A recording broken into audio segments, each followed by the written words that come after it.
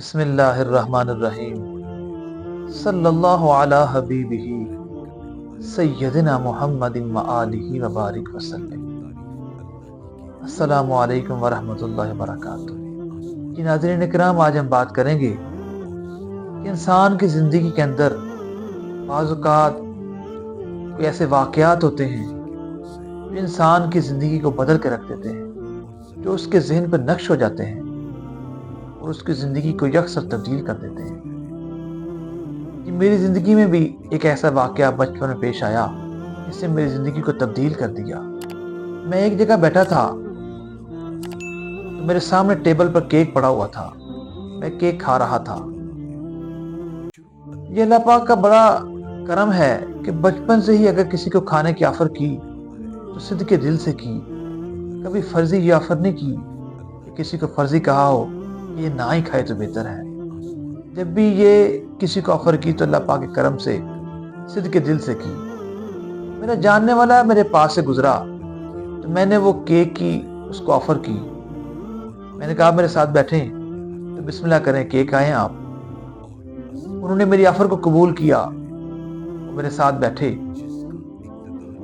جو کیک میں نے ان کو آفر کی وہ میرے لیے تو اس کو ایک ہی بائٹ میں کھانا ناممکن تھا، کافی بڑا سائز کا ٹکڑا تھا وہ۔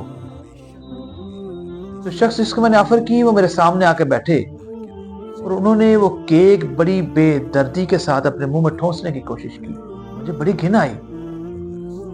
میں نے سوچا کہ میں نے کیک تو آپ کو دے دیا، آپ آرام سے بیٹھیں اور اس کو کھائیں، آپ کے لیے تو کچھ مشکل نہیں ہے، کہ آپ سے کوئی چھین کے باغ تو نہیں رہا، آپ اس کو آرام سے بیٹھیں اور کھائیں۔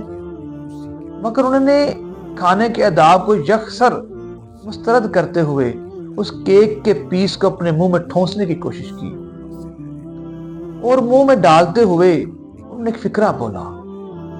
آپ سب لوگ جانتے ہیں کہ کھاتے ہوئے انسان جب بولتا ہے تو اس کی کیسی آواز نکلتی ہے۔ انہوں نے فقرہ بولا، کون کسے دا کھاندا ہے۔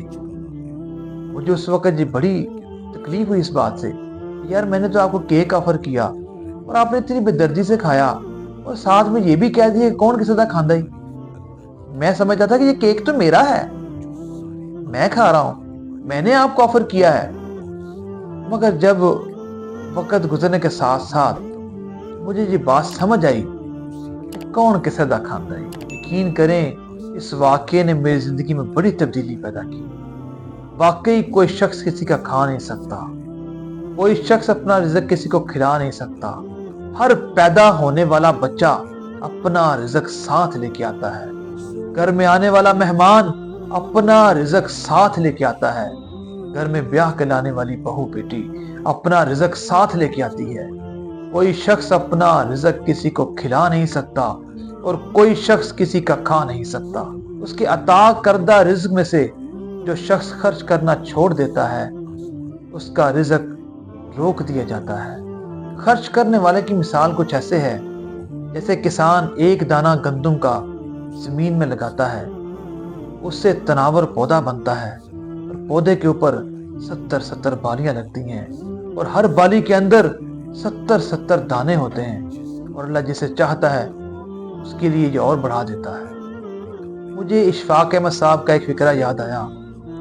وہ فرماتے تھے کہ اللہ نے دیتے تو نہیں دینا جے، جو اللہ جل شانہ نے تمہیں دیا ہے اس میں سے ہی دینا ہے، کون سا اپنے پلے سے دینا ہے۔ یعنی کہ جو رزق اللہ جل شانہ نے ہمیں دیا ہے یہ سارا ہمارا نہیں، اس میں غرباء کا، یتیموں کا، مساکین کا، ہمارے اہل و عیال کا، ہمارے رشتہ داروں کا، سب کا حصہ اللہ جل شانہ نے شامل کیا۔ اور جو مہمان ہمارے گھر میں چل کے آتا ہے ہم اس کی مہمان نوازی کرتے ہیں، در حقیقت وہ اپنا ہی رزق کھاتا ہے، ہم اسے اپنا رزق نہیں کھلاتے۔ وہ جو اس کے مقدر کا رزق ہمارے رزق میں شامل کر کے ہمیں دیا جاتا ہے، اصل میں وہ اپنا رزق کھاتا ہے۔ اللہ جل شانہ ارشاد فرماتا ہے، اللہ یرزق من یشاء بغیر حساب، اللہ جسے چاہتا ہے بے حساب رزق عطا کرتا ہے۔ اور جو ثواب کی نیت سے اپنے اہل خانہ پہ خرچ کرے اللہ جل شانہ اس کو افضل ترین صدقے کا ثواب دیتا ہے۔ اور مہمان نوازی کرنا تو انبیاء کا شیوا ہے۔ یہ اللہ جل شانہ نے انبیاء کو یہ شرف بخشا، وہ مہمان نوازی کرنا اپنا مرغوب مشغلہ سمجھتے تھے، اور ہمیں بھی مہمان نوازی کرنی چاہیے، مہمانوں کی قدر کرنی چاہیے، کیونکہ رزق تو اللہ جل شانہ کی عطا ہے۔ اللہ جسے چاہتا ہے بے حساب رزق عطا کرتا ہے۔ اپنی دعاؤں میں مجھے احسان الہی کو بھی یاد رکھیے۔ السلام علیکم ورحمۃ اللہ۔